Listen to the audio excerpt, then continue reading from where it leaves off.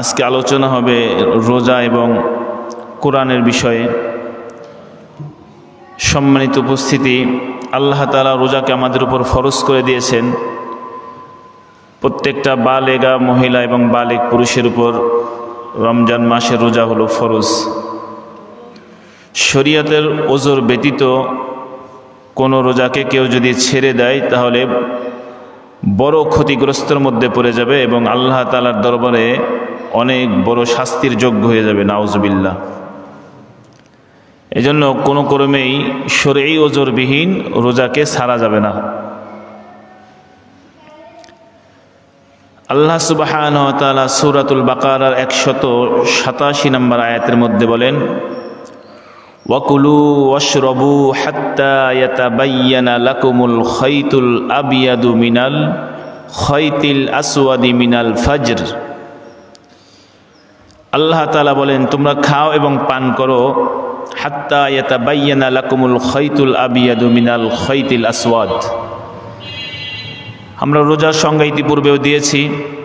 রোজা সাধারণত শাব্দিক অর্থ হলো বিরত থাকা, এটার আরবি শব্দ হলো সাওম, রোজা বলা হয় ফার্সিতে। তো সুবহে সাদিক থেকে নিয়ে সূর্যাস্ত পর্যন্ত স্ত্রী সঙ্গম এবং পানাহার থেকে বিরত থাকা নামই হচ্ছে রোজা।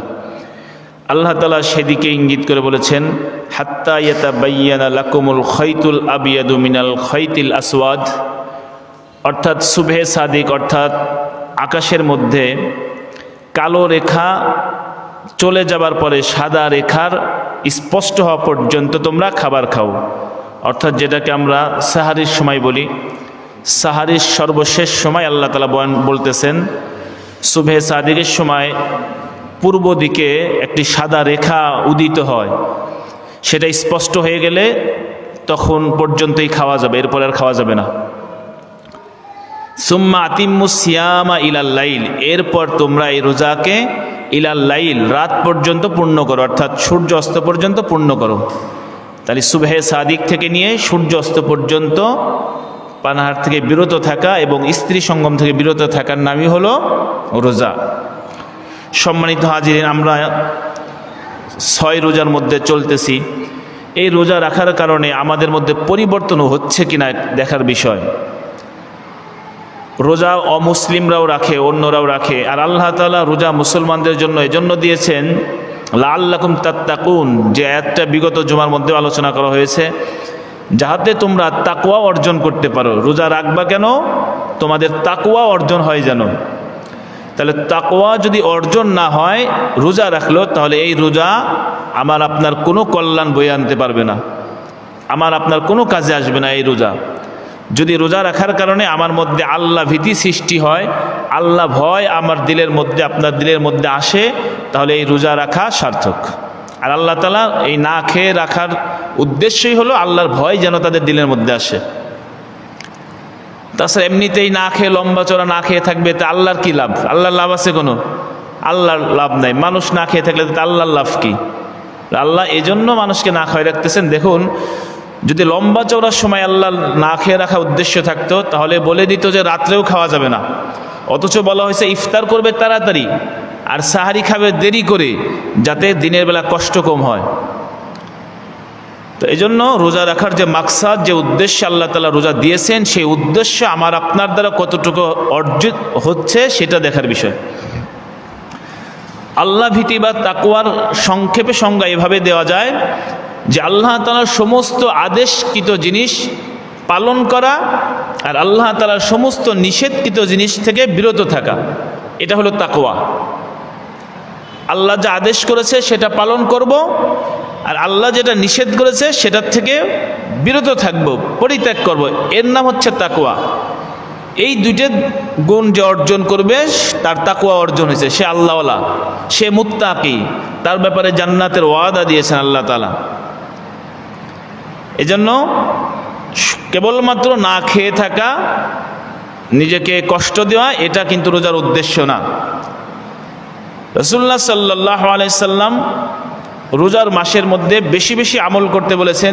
বিশেষ করে 4টে বিষয়ের কথা আল্লাহ নবী উল্লেখ করেছেন। এটা আছে সহিহ ইবনে খুজাইমার মধ্যে। ওয়ালা রাসূলুল্লাহ সাল্লাল্লাহু আলাইহি ওয়াসাল্লাম ইস্তাকসিরু ফীহি মিন আরবাই খিসালিন খাসলাতাইন তুরদুনা বিহিমা রাব্বুকুম ওয়া খাসলাতাইন লা গিনাআ বিকুম আনহুমা। রাসূল বলেন চারটে বিষয়, চারটে অভ্যাস বেশি বেশি করবে রমজান মাসে।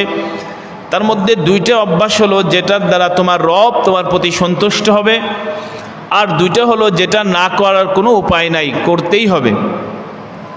এক নম্বর হলো ফাশাহাদাতু আল্লা ইলাহা ইল্লাল্লাহ। রমজান মাসে বেশি বেশি কালিমায়ে তয়্যিবা পাঠ করবে, লা ইলাহা ইল্লাল্লাহ, লা ইলাহা ইল্লাল্লাহ, এটা বেশি বেশি পড়বে, সব সময় জারি রাখবে। দুই নম্বর ওয়া তাস্তাগফিরুনাহ, তাওবা পড়বে, ক্ষমা প্রার্থনা করতে থাকবে আল্লাহ তাআলার কাছে রমজান মাসে বেশি বেশি, কারণ রমজান মাস ক্ষমার মাস। তাহলে এই দুটো করলে আল্লাহ খুশি হয়। এক হলো কি কালিমায়ে তয়্যিবা লা ইলাহা ইল্লাল্লাহ, এই জিকির বেশি বেশি করবা। আর দুই নম্বর হলো আস্তাগফিরুল্লাহ পড়বে, আল্লাহ তাআলার কাছে ক্ষমা চাইবে। এই দুইটা কাজ বেশি বেশি করবে, আল্লাহ খুশি হবে তোমার উপরে। আর দুইটা কাজ তোমার নিজের জন্যই লাগবে, না হলে উপায় নাই। এক হলো ফাতাসআলুনাল্লাহাল জান্নাহ, তুমি আল্লাহ তাআলার কাছে জান্নাত চাইবা, জান্নাত কামনা করতে হবে যে আল্লাহ আমাকে জান্নাত নসিব করো, আমাকে জান্নাত দিও, এটা চাইবে। ওয়া তাউযুনা বিহি মিনান নার, আরেকটা হলো জাহান্নাম থেকে মুক্তি চাইবা। তাহলে জান্নাত চাইবে এবং জাহান্নাম থেকে মুক্তি চাইবে, এই দুইটা। আর হলো কালিমা তয়্যিবা আর এবং ইস্তেগফার, এই দুইটা, এই চারটা কাজ রমজান মাসে বেশি বেশি করবে। তাহলে আমরা এই চারটা কাজ বেশি বেশি করব, কারণ যে ব্যক্তি জান্নাতি হবে না তার জীবন ব্যর্থ। যে ব্যক্তিকে আল্লাহ তাআলা জান্নাত দিবেন সেই সফল।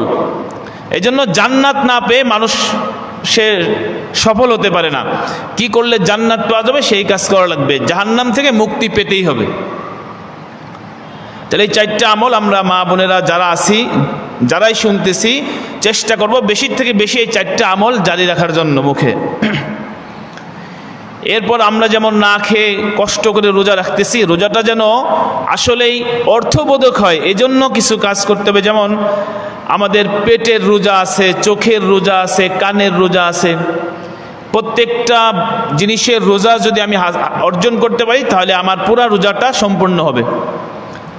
যেমন পেটের রোজা কি, আমি কেবল শুধু না খেয়ে থাকলেই আমার রোজাটা কমপ্লিট হবে না। পেটের রোজা হলো হারাম থেকে আমার পেটকে পবিত্র রাখা লাগবে। আল্লাহ তাআলা বলেন সূরাতুল মুমিনুনের 51 নম্বর আয়াত, ইয়া আইয়ুহার রাসূল কুলু মিনাত তাইয়্যিবাতি ওয়া আমালু সলিহা। হে রসুলগণ, হে রসুলেরা, তোমরা কি করো? হালাল জিনিস, পবিত্র জিনিস ভক্ষণ করো। ওয়া আমালু সলিহা, এবং নেক আমল করো। তাহলে হালাল জিনিস ভক্ষণ করে নেক আমল করতে হবে। হারাম জিনিস ভক্ষণ করে নেক আমল করলে সেটা নেক আমল থাকে না। তাহলে আমল নেক হওয়ার জন্য হালাল হওয়া শর্ত। হারাম বস্তু দিয়ে আমল নেক হয় না, বদ হয়ে যায়, পুণ্যের কাজ হয় না, গুনার কাজ হয়।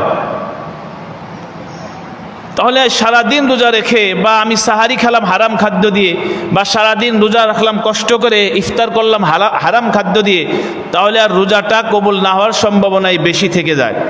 সূরা বাকারার 172 নম্বর আয়াত, আল্লাহ তাআলা বলেন, ইয়া আইয়ুহাল্লাযীনা আমানু কুলু মিন তাইয়্যিবাতি মা রাযাকনাকুম ওয়াশকুরু লিল্লাহ ইন কুনতুম ইয়্যাহু তা'বুদুন। হে ঈমানদারগণ, কুলু মিন তাইয়্যিবাত মা রাযাকনাকুম, যেই নিয়ামত তোমাদেরকে দিয়েছি এই নিয়ামতের থেকে পবিত্র জিনিস তোমরা ভক্ষণ করো। ওয়াশকুরু লিল্লাহ, এবং আল্লাহ তাআলার কৃতজ্ঞতা শুকরিয়া আদায় করো। ইন কুনতুম ইয়্যাহু তা'বুদুন, যদি কেবলমাত্র আমি এক আল্লাহর জন্য তোমরা ইবাদত করো। তাহলে আমাদেরকে হালাল খেতে হবে, হালাল খেয়ে রোজা রাখতে হবে, এবং হালাল খেয়ে ইফতার করতে হবে। এবং যদি আমাদের হারাম আমাদের মধ্যে ভক্ষণ হয়ে যায়, হারাম যদি চলে আসে, তাহলে দোয়াও কবুল হবে না, ইবাদতও কবুল হবে না।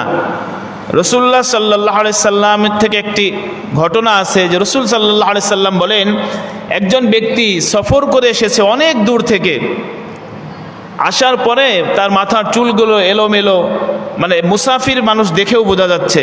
সে দুই হাত তুলে আল্লাহ তাআলার কাছে বলতেছে, ইয়া রব্বি ইয়া রব্বি, আল্লাহ তাআলার কাছে দোয়া করতেছে। আল্লাহর নবী বলেন, তার দোয়াটা কেমনে কবুল হবে? তার পেটের মধ্যে হারাম খাবার প্রবেশ করেছে এবং তার গায়ে যে পোশাকটা সেটা হারাম টাকার পোশাক। এই দোয়া তার কেমনে কবুল হবে? অথচ মুসাফিরের দোয়া আল্লাহ তাআলা কবুল করেন। তাহলে বোঝা গেল হারাম সম্পর্কিত রেখে আল্লাহ তাআলার কাছে দোয়া করলে দোয়া কবুল হয় না, অন্য অন্য নেক আমলও আল্লাহ তাআলার কাছে কবুল হয় না হারাম খেলে। তাহলে আমরা পেটকে পবিত্র রাখবো, রোজা রাখবো, পেটের রোজা হলো হারাম থেকে পবিত্র রাখা। এরপরে সুদ, রোজা রেখে আমি সুদ খাইলাম, সুদ দিলাম, ঘুষ খাইলাম, এগুলো করলেও রোজা কবুল হবে না। আল্লাহ তাআলা সূরাতুল বাকারার 275 নম্বর আয়াত আল্লাহ তাআলা বলেন, ওয়া হাল্লাল্লাহুল বাই'a ওয়া হাররামার রিবা, আমি ব্যবসাকে হালাল করেছি আর সুদকে হারাম করেছি। তাহলে এই হালাল হারাম যদি না বেছে কেউ রোজা রাখে, ইফতার করে, সাহারি খায়, তার রোজা কবুল হওয়ার সম্ভাবনা খুবই কম। এবং ঘুষের ব্যাপারেও বলা হয়েছে, আর রাশি ওয়াল মুরতাশি ফিন্নার, রসুল বলেন ঘুষ গ্রহণকারী এবং ঘুষ দাতা অনেক সময় ঘুষ দিয়ে বলে, না আমি এটা হাদিয়া দিয়েছি বা আমি এটা এমনিতেই বকশিশ দিলাম, আসলে এটা তাকে মন জয় করার জন্য ঘুষ প্রদান করা হলো। যদি এরকম হয় তাহলে তার রোজা কবুল হবে না। সূরা বাকারার 177 নম্বর আয়াত, 88 নম্বর আয়াত, 188 নম্বর আয়াত সূরা বাকারা, আল্লাহ তাআলা বলেন, ওয়ালা তাকুলু আমওয়ালাকুম বাইনাকুম বিল বাতিল, তোমরা একে অপরের সম্পদ আত্মসাৎ করিও না। অর্থাৎ কারো কোনো সম্পদ বাতিল পন্থায় গ্রহণ করা যাবে না, জোরপূর্বক কারো থেকে কোনো কিছু খাওয়া যাবে না, জোরপূর্বক কারো জিনিস গ্রহণ করা যাবে না। চক্ষু লজ্জায় হোক, ইঙ্গিত করে হোক, পরোক্ষ প্রত্যক্ষ যেভাবে হোক, তাকে চাপের মুখে রেখে তার থেকে কিছু উসুল করা, এটাই হলো নাহক পথে অর্জন করা, এটা হারাম। এই পদ্ধতি করলে এটা হারাম হবে।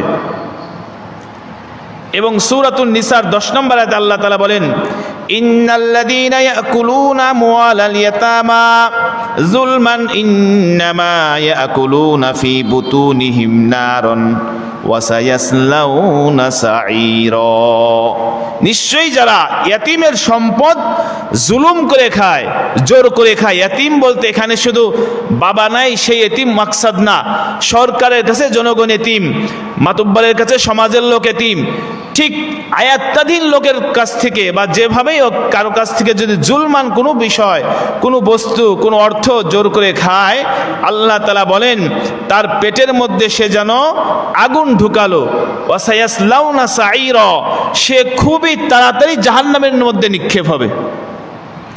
এই জন্য আমাদের পেটকে হারাম থেকে পবিত্র রাখা লাগবে।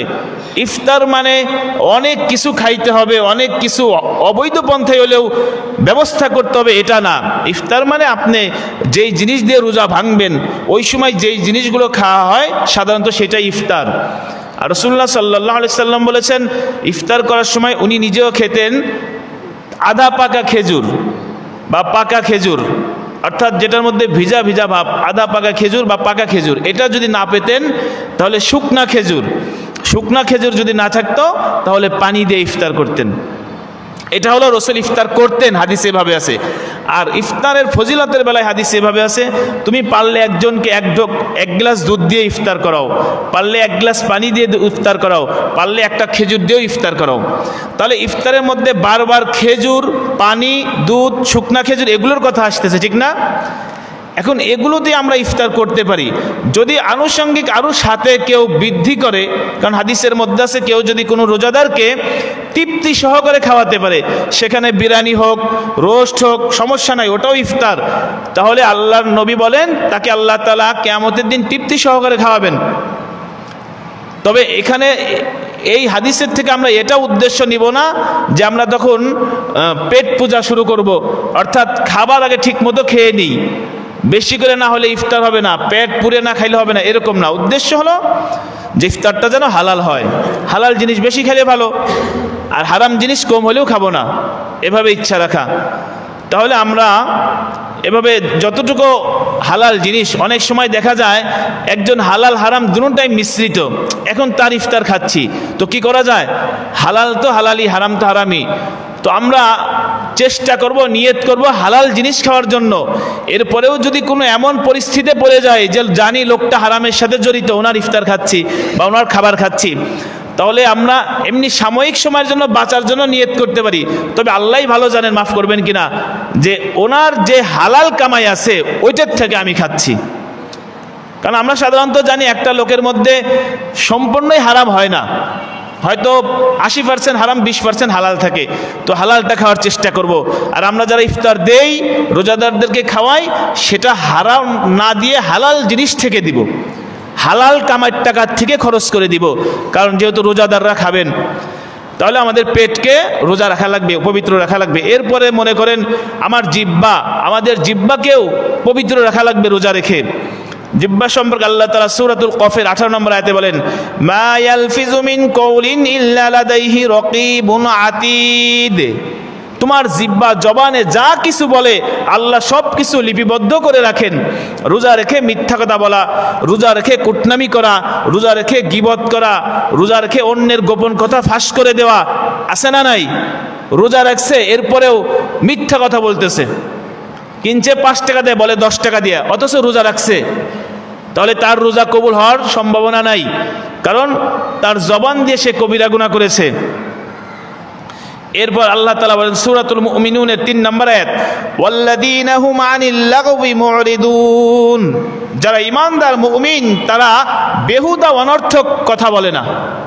রোজা রাখছে, আন্দাজে এমনি উল্টাপাল্টা কথা বলে সময় কাটাচ্ছে, টেলিভিশন দেখে সময় কাটাচ্ছে, গল্প গুজব করে সময় কাটাচ্ছে, ঘুমায় সময় কাটাচ্ছে, সময় যাচ্ছে না তো এই জন্য। অথচ মুমিনরা অনর্থক কোনো কিছু করে না, প্রয়োজন ছাড়া কোনো কিছু করে না।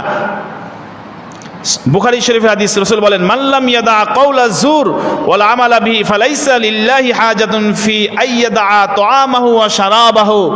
যে ব্যক্তি রোজা রেখে মিথ্যা কথা ছাড়তে পারলো না, মিথ্যা আমল করা ছাড়তে পারলো না, তার সারাদিন না খেয়ে পানাহার থেকে বিরত থাকে আল্লাহ তাআলার কাছে কোনো প্রয়োজন নাই। সে না খায় থাকলেও লাভ নাই, খাইলেও লাভ নাই। আল্লাহ তাআলা এই না খাওয়া পছন্দ করেন না। দুনিয়াতেও কষ্ট করলো, আখিরাতেও পেল না। এই জন্য কষ্ট করে যেহেতু রোজা রেখেছি, এগুলো কাজ থেকে আমরা বিরত থাকবো ইনশাআল্লাহ।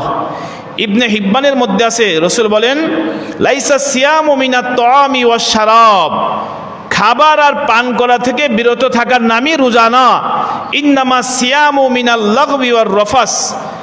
প্রকৃত সিয়াম হলো যে বেহুদা কথা থেকে নিজেকে বিরত রাখে এবং আর রফাস, অশ্লীল কবিরা গুনাহ থেকে নিজেকে বিরত রাখে, সেটা হলো আসল রোজা, সেটাই হলো আসল রোজা। এজন্য জবান দিয়ে প্রায় 15 রকমের কবিরা গুনাহ করা যায়, এই জিহ্বা দিয়ে 15 রকমের কবিরা গুনাহ করা যায়। তাহলে এগুলো থেকে আমরা বিরত থাকব। এরপরে কানের রোজা, কান দিয়েও অনেক কবিরা গুনাহ হয়, সেগুলো থেকে বিরত থাকা। আল্লাহ তাআলা বলেন সূরা বানী ইসরাঈলের 36 নম্বর আয়াত, ইন্নাস সামা ওয়াল বাসারা ওয়াল ফুআদা কুল্লু উলাইকা কানা আনহু মাসউলা। আল্লাহ তাআলা বলেন, নিশ্চয়ই কর্ণ, চক্ষু এবং অন্তরকে প্রত্যেকটাকেই জবাবদিহি করতে হবে আল্লাহ তাআলার কাছে। প্রত্যেককেই আল্লাহ প্রশ্ন করবেন, তোমার কাজ ছিল কি আর কি করেছো। এবং সূরাতুল কিসাসের 55 নম্বর আয়াত আল্লাহ তাআলা বলেন, ওয়াইজা সামিউল লাগওয়া আ'রাদু আনহু। যখন তারা রাস্তাঘাটে যাবার সময় গান বাজনা শোনে, বেহুদা গল্প গুজব শোনে, তারা সেটাকে এড়িয়ে চলে যায়, না শোনার ভান করে আরেক দিকে চলে যায় যারা ঈমানদার। এই জন্য রোজার মাসে এই সমস্ত অপকর্ম কাজ থেকে বিরত থাকবে। সবসময় তো থাকা লাগবে, বিশেষ করে রোজা রেখে এগুলো করার কোনো সুযোগই নেই। এবং আল্লাহ তাআলা বলেন সূরা আরাফের 179 নম্বর আয়াত, ওয়ালাকাদ যারানা লিজাহান্নামা কাসীরাম মিনাল জিন্নি ওয়াল ইনস। আমি জিন এবং মানুষের মধ্যে থেকে অনেক জিন, অনেক মানুষকে সৃষ্টি করেছি জাহান্নামের উপযুক্ত করে, জাহান্নামে দেবার জন্য। তাদের গুণগুলো, তাদের দোষগুলো আল্লাহ বর্ণনা করতেছেন। তারা কারা? তারা হলো লাহুম কুলুবুল লা ইয়াফকাহুনা বিহা। যাদের কলব থাকবে, দিল থাকবে, কিন্তু এই দিল দিয়ে অনুশোচনা অনুভব করার সুযোগ থাকবে না। এই যে রোজার মাসে 6টা রোজা চলে গেল, কত হতভাগা আছে যে রোজা রাখতেছে না, আছে না নাই? আড়ালে বিড়ি সিগারেট খাচ্ছে, আড়ালে গিয়ে খাবার খাচ্ছে, তাই তার দিল গেল কই, ও অনুভবটা গেল কই? ঘরের বাচ্চা 10 বছরের বাচ্চা পর্যন্ত রোজা রাখতেছে, আর উনি 20 বছর 25 বছর 30 বছর উনি রোজা রাখতেছে না। তার মধ্যে কোনো মানুষত্ব আছে? আল্লাহ বলেন এই সমস্ত লোককে আমি জাহান্নামের জন্য প্রস্তুত করতেছি। ওয়ালাহুম আয়ুনুল লা ইবসিরুনা বিহা, আরেকটা দোষ তাদের চোখ থাকবে কিন্তু চোখ দিয়ে দেখবে না। বল দেখবে না মানে কি দেখবে না? দুনিয়া দেখবে কিন্তু আখিরাত দেখবে না আর কি। চোখ দিয়ে সে কোরআন দেখবে না, চোখ দিয়ে ভালো মানুষের আমল দেখবে না, তার চোখে আর ভালো জিনিস পড়ে না, তার চোখে কারো কাছে ভালো লাগে না, সবাই তার কাছে দোষী। দুইটা দোষ গেল। 3 নম্বর, ওয়ালাহুম আযানুল লা ইয়াসমাউনা বিহা, তাদের কর্ণ থাকবে কিন্তু সে ভালো জিনিস শুনবে না, গান বাজনা শুনবে, বেহুদা কথা শুনবে, গীবত শুনবে, অন্যের পরনিন্দা চর্চা সেগুলো শুনবে, এই কান থাকবে তার। উলাইকা কাল আনআম, তারা চতুষ্পদ জানোয়ারের মতো, কুকুরের মতো, ছাগলের মতো। ওরা মানুষ দেখতে মানুষ লাগলেও ওরা কিন্তু জানোয়ারের চাইতেও নিকৃষ্ট। বালহুম আদাল, শুধু চতুষ্পদ জানোয়ার না, জানোয়ারের চাইতেও নিকৃষ্ট। ওয়া উলাইকা হুমুল গাফিলুন, তারা আখিরাতের ব্যাপারে গাফেল। আখিরাতের কথা তাদের কানে ঢোকে না, দিলে বুঝে আসে না, আর চোখে দেখতে চায় না। এজন্য চোখের রোজা, কানের রোজা, পেটের রোজা, এভাবে প্রত্যেক অঙ্গের রোজা রাখা দরকার। তাহলেই আমার এই পূর্ণাঙ্গ রোজার কমপ্লিট সম্পূর্ণতা পাবে, ঠিক কিনা? আর রোজা রাখার পরেও যদি আমি মিথ্যা কথা বলি, কবিরা গুনাহ করি, আগের মতোই চলি, তাহলে কিন্তু এই না খেয়ে থাকাটা দুনিয়াতেও কষ্ট করলাম, আখিরাতেও এর কোনো যাজা থাকবে না। এরপরে বিশেষ করে মনে করেন এই রোজার মাসে আল্লাহ তাআলা কোরআন নাজিল করেছেন, আমার আপনার কোরআনের সাথে কতটুকু সম্পর্ক হলো এটা দেখার বিষয়। 6টা রোজা চলে যাচ্ছে, কত মানুষ আছে এখনো কোরআন তেলাওয়াত করতে জানি না, ঠিক না? 20 বছর 30 বছর 50 বছর চলে গেল, কয় বছরের ওজর দেখাবো আল্লাহর যে আল্লাহ আমি তো 1 বছর হায়াত পাইছিলাম, সুযোগ পাই নাই, কাম কাজে অফিস নিয়ে ব্যস্ত ছিলাম। 50 বছর চলে গেল জীবন থেকে, কোরআন শিক্ষার সময় পেলাম না, কোরআন শিক্ষার সুযোগ পেলাম না, খতম দেবার তৌফিক কোনোদিন হলো না।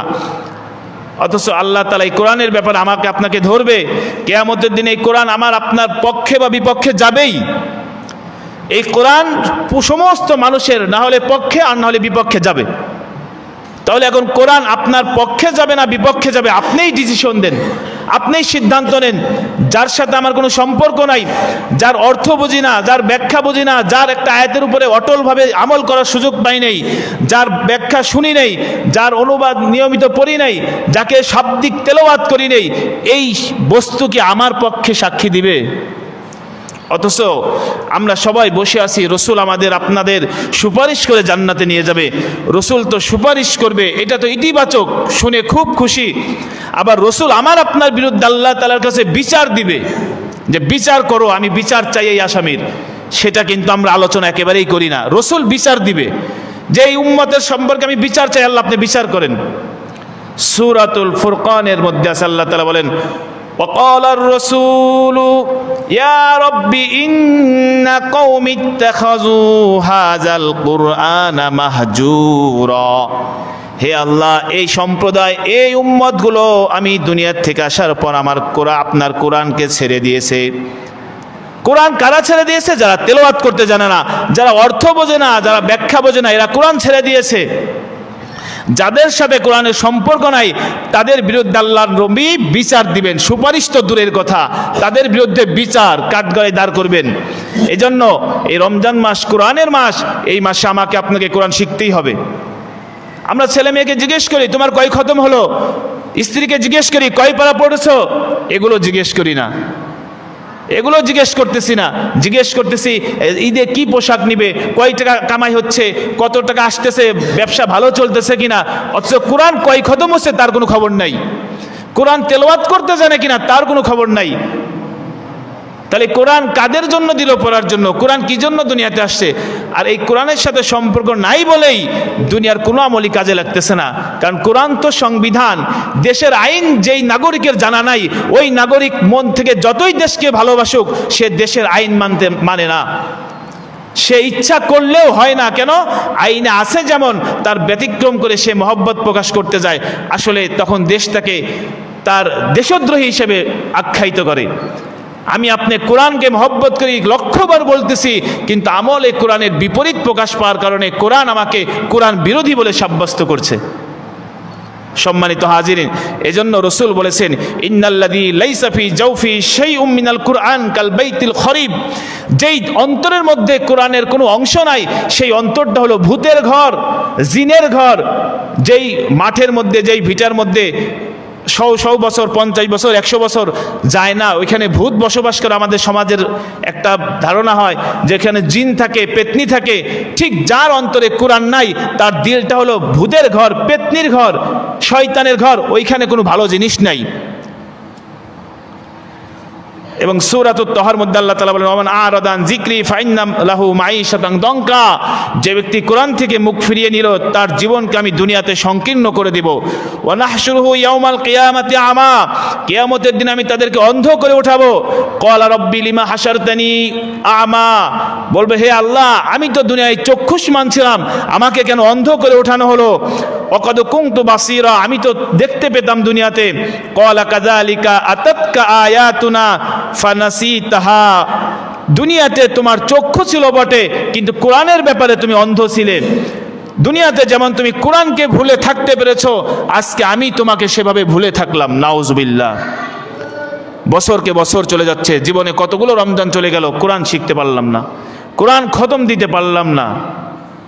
ওয়াকাযালিকাল ইয়াউমা তুনসা, আল্লাহ তাআলা সেদিন আমাকে আপনাকে ভুলে যাবে যদি কোরআন আমরা ভুলে যাই। এজন্য আল্লাহ তাআলা সূরাতুজ যুখরাফের 44 নম্বর আয়াতে বলেন, ওয়া ইন্নাহু লা যিকরুল লাক ওয়া লিকওমিক ওয়া সাউফা তাসআলুন, এই কোরআন নবী আপনাকে এবং আপনার সম্প্রদায়ের জন্য দিয়েছি। এই কোরআন কোনো গাছের জন্য দেই নেই, মাছের জন্য দেই নেই, কোনো বিশেষ হুজুরের জন্য দেই নেই, এই কোরআন দিয়েছি মানুষের জন্য, নবীদের জন্য। অতএব এই কোরআন সম্পর্কে সবাইকে জিজ্ঞেস করা হবে, আপনি কতটুকু কোরআন বুঝেছেন, কতটুকু কোরআন মতো চলেছেন। আমাকে আপনাকে সবাইকে জিজ্ঞেস করা হবে, শুধু হুজুরকে না, পাবলিককেও জিজ্ঞেস করা হবে, হুজুর যে পড়ে নাই তাকেও জিজ্ঞেস করা হবে। অতএব কোরআনই জাহান্নামে নেওয়ার জন্য যথেষ্ট, আর কোনো আমল লাগবে না। এই কোরআনই একজনকে জান্নাতে নেওয়ার জন্য যথেষ্ট, আর আমল লাগবে না। আল্লাহ নবী বলেন যে এই কোরআন মানুষ কোনো সম্প্রদায়কে সম্মানিত করে, আবার এই কোরআনই কোনো সম্প্রদায়কে অপদস্থ, লজ্জিত করে। লজ্জিত করে কাদের? কোরআনের মধ্যে আছে লাআনাতুল্লাহি আলাল কাযিবিন, মিথ্যাবাদীদের উপরে অভিশাপ। আর ওই মিথ্যাবাদী কোরআন তেলাওয়াত করে, কোরআন পড়ে, আর এই কোরআন তার উপরে অভিশাপ করে, পড়ে আর অভিশাপ করে। কেন? তাই কোরআন আমল নাই, কিন্তু সে যা পড়তেছে তার উল্টা করতেছে। এই জন্য সম্মানিত হাজিরিন, কোরআন নিয়ে সময় দেওয়ার দরকার আছে না নাই? অবশ্যই দরকার। আর অনেক আলোচনা ছিল, সময় জুমার আলোচনা, এখানে বিষয়ভিত্তিক আলোচনা এত লম্বা চড়া করার সুযোগ নেই। আমি বোঝাতে চেয়েছি দুটো জিনিস আজ, এক হলো রোজা আর একটা হলো কোরআন। আমরা ঈদের আগে আরও 3টে জুমা পাবো, ধারাবাহিকভাবে রমজানের যে আলোচনা থাকে বিশেষ, সেগুলো করা হবে। এজন্য এই রোজা আর কোরআনের আলোচনা সামনে এই 3 জুমার মধ্যে আর আসবে না। এই জন্য আমরা চেষ্টা করব যে রোজার হক আদায় করে রোজা রাখার জন্য, আর কোরআনের হক আদায় করার চেষ্টা করব। যারা তেলাওয়াত করতে জানি না, তেলাওয়াত শিখবো আজকে থেকেই। কারো কাছে বসে বসে কায়দা পড়তে শুরু করি, 2 পৃষ্ঠা পড়ি, 1 পৃষ্ঠা পড়ি, আর এই অবস্থায় যদি মারা যায়, আল্লাহ পাক কোরআন শিখনেওয়ালার মধ্যে শামিল করবে। কিন্তু আমি চেষ্টা করলাম না, তাহলে হলো অন্যায়। আমি আলিফ বাতা প্রত্যেক দিন পড়বো, প্রত্যেক দিন পড়েন, আলিফ বাতা পড়তে পড়তেই মনে করেন মৌত এসে গেল আমার, আল্লাহ পাক তাও কোরআন পড়নেওয়ালাদের লাইনে রাখবে আমাকে, আপনাকে। এজন্য কোরআন পড়ার চেষ্টা করি, কোরআন যারা পড়তে পারি খতম দেওয়ার চেষ্টা করি, যারা তেলাওয়াত জানি তারা অর্থ দেখার চেষ্টা করি, যারা অর্থও জানি কোনো অভিজ্ঞ আলেমের শরণাপন্ন হয়ে ব্যাখ্যা দেখার চেষ্টা করি। কোরআনটা কি বলতে চায়, আমাদের কি বোঝাতে চায়। কোরআন আমার সংবিধান, কোরআন আমার চলার পথ, কোরআন আমার গাইড, কোরআন আমার দিক নির্দেশনা দিবে। অতএব সেটাকে যদি পিছনে রেখে আমি সামনে আগাই, অবশ্যই আমি ভুলের মধ্যে আগাচ্ছি। এজন্য আমি কোরআনকে স্পষ্ট করে বোঝার চেষ্টা করব, কোরআন মতো জীবন চলার চেষ্টা করব। আর আমরা রোজা রেখে যখন ইফতার করি, ইফতারের সময় আমরা হই হুল্লার, এলোমেলো, চিল্লাচিল্লি, একবারে পেট ভোজন, মানে একটা দাওয়াতি খাবার, এভাবে না করে, এটা ইবাদত। ইফতার করা এটা কি ইবাদত, সেভাবে গাম্ভীর্যের সাথে ইবাদতে মগ্ন থাকার চেষ্টা করব, ইবাদতের মতো করে ইফতার গ্রহণ করার চেষ্টা করব। আবার যার তার ইফতার আমরা নিব না, কারণ হারাম হলে আমরা খাইতে পারবো না, এজন্য হালাল ইফতার করার চেষ্টা করব। সাহারিটাও হালাল হওয়ার জন্য চেষ্টা করব। বিশেষ করে রমজান মাসে হালাল যদি উপার্জন না হয় তাহলে সেই জিনিসগুলো আমরা রোজাদাররা গ্রহণ করার থেকে বিরত থাকব। তাতে যিনি হারাম খাচ্ছে উনি অনুশোচনা আসবে, লজ্জিত হবে যে হারাম খাবার দিয়ে রোজা ইফতার হয় না, হারাম খাবার দিয়ে মানুষ রোজাদারকে সম্মান দেয়া যায় না। তাহলে যদি আমরা এভাবে সমাজের মধ্যে চালু করি তাহলে আশা করা যায় কেউ 11 মাস হারাম খাইলেও কমপক্ষে রোজার মাস হারাম থেকে বেঁচে থাকবে, ঠিক কিনা? আর যদি আমরা লাগাতার ঢালাওভাবে খাইতে শুরু করি, শুধুমাত্র দুপুরেই খাওয়াটা বন্ধ, তাছাড়া আর কই খাওয়া বন্ধ, তাহলে রোজার উদ্দেশ্য কই গেল? সাহারি খাচ্ছি, সকালের খাবারটা প্লাস হয়ে গেল, দুপুরের মাইনাস সেটা ইফতার খেয়ে পূরণ করলাম, এরপরে আবার রাতের খাবার, তাহলে তো সেই খাওয়া 3 ওয়াক্তই হয়ে গেল। কষ্ট দেওয়া উদ্দেশ্য ছিল, তার মানে ইফতারও কম করে খাবো, সাহারিও কম করে খাবো, কষ্ট করা বেশি চালু রাখবো এই মাসের মধ্যে। অনেকেই বলে এই মাস হলো খাওয়ার মাস, এই জন্য বেশি করে খাওয়ার কোনো হিসাব নাই। বুঝলাম কোনো হিসাব নাই, এ মাস খাওয়ার মাস না, অন্যান্য মাসের তুলনায় এই মাস হচ্ছে না খাওয়ার মাস, এই মাস ক্ষুধার মাস। আল্লাহ তাআলা আমাদের বুঝে আমল করার তৌফিক দান করুক।